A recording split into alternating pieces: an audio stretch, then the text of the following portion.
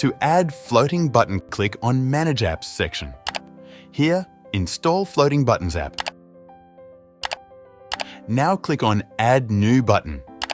Here, select your button which you want to add type, like WhatsApp, email, phone, etc.